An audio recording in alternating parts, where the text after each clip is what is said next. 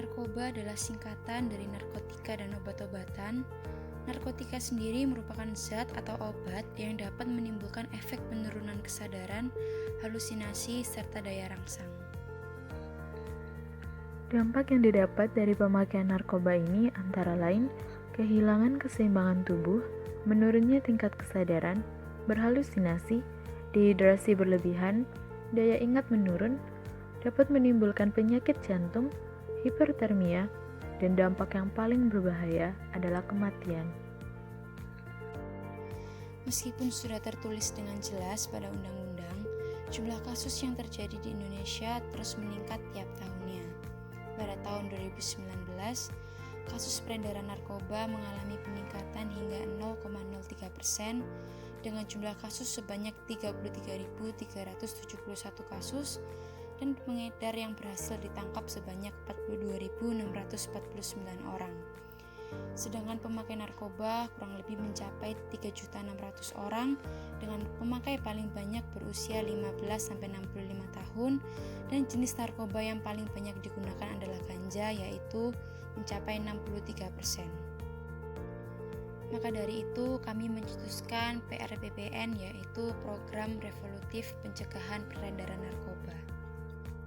Pada program ini terdapat 2 poin utama yang akan dilakukan, yaitu peningkatan sosialisasi dan peningkatan keamanan perbatasan.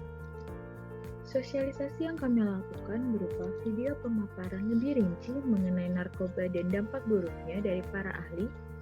Kemudian juga akan diberikan update kasus-kasus yang terjadi di Indonesia serta jumlah pengedar dan pemakainya. Dalam video juga akan ada wawancara dengan mantan pengguna serta pengedar narkoba.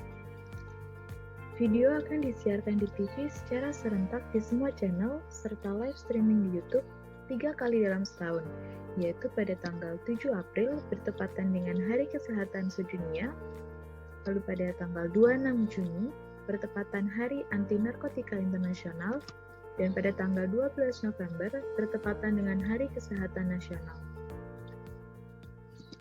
Untuk rencana setelah pandemi berakhir, sosialisasi tidak hanya akan ditampilkan melalui video, tapi juga akan ada pemeriksaan kesehatan di SMA dan universitas di tanggal yang sama. Tentu saja, meskipun pandemi telah berakhir, pemeriksaan tetap mengikuti protokol kesehatan, yaitu mengenakan masker dan menjaga jarak.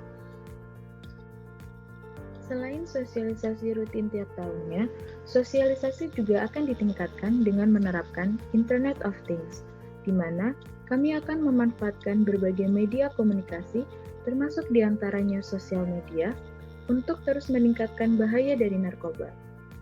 Salah satunya melalui iklan masyarakat dengan membuat video atau animasi interaktif. Selain itu, juga dapat diadakan berbagai perlombaan dan turnamen dalam rangka upaya pencegahan narkoba yang terbuka untuk publik. Bentuk perlombaan dapat berupa penulisan karya ilmiah, debat, smart solution, hingga poster kreatif. Nantinya, berbagai hasil dari perlombaan tersebut akan menjadi bahan untuk melakukan sosialisasi kepada masyarakat secara tepat guna melalui pemanfaatan perkembangan teknologi yang masif. Selain itu, kami juga akan menciptakan sebuah aplikasi khusus yang berguna sebagai media komunikasi terkait dengan pencegahan narkoba. Dalam aplikasi tersebut akan terdapat berbagai narasumber kredibel yang dapat menjawab semua pertanyaan terkait permasalahan narkoba. Semua orang dapat menggunakan aplikasi tersebut untuk berkonsultasi dan menambah kewaspadaan terhadap narkoba. Seperti para remaja dan pelajar, kan terdapat berbagai edukasi terkait pentingnya pencegahan narkoba yang dapat diakses di aplikasi tersebut. Aplikasi tersebut juga ditujukan untuk para pengguna yang sudah direhab dan tidak memakai narkoba yang ingin terlepas sepenuhnya dari dunia narkoba. Karena untuk terlepas dari sindikat narkoba, dibutuhkan upaya yang keras dan aplikasi tersebut hadir untuk memberikan perlindungan dan saran kepada mereka. Pada poin kedua dari program kami, yaitu peningkatan keamanan perbatasan, terdapat 2 hal yang akan dilakukan. Pertama adalah pemanfaatan kecerdasan buatan atau AI. Pada langkah ini, kami akan menciptakan smart airport dan smart port, terutama untuk bandara dan pelabuhan internasional. kami akan memanfaatkan kecerdasan buatan untuk membuat sistem birokrasi di bandara dan pelabuhan secara otomatis sepenuhnya. Dengan begitu, semua data akan terekam dan tercatat secara lebih akurat, karena melalui proses tersebut dapat dilihat rekam jejak dari orang-orang yang hendak bepergian, apakah pernah terlibat dalam tindak kriminal atau tidak. Kami juga akan memanfaatkan face recognition yang jauh lebih efektif dan akurat dibandingkan CCTV biasa. Melalui pemindai wajah tersebut, kita dapat melihat suatu perubahan emosi atau gerak-gerik tidak wajar yang biasanya ditimbulkan oleh para kurir narkoba. AI juga kami terapkan pada proses pemindaian logistik, di mana akan menggunakan robot sepenuhnya.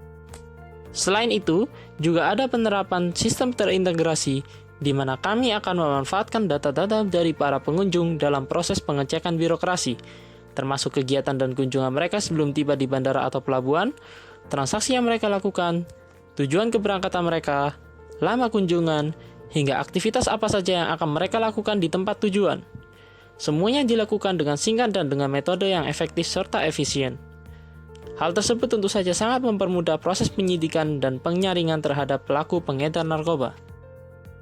Ayo, hidup 100% dengan sadar, sehat, produktif, dan bahagia. Tanpa narkoba.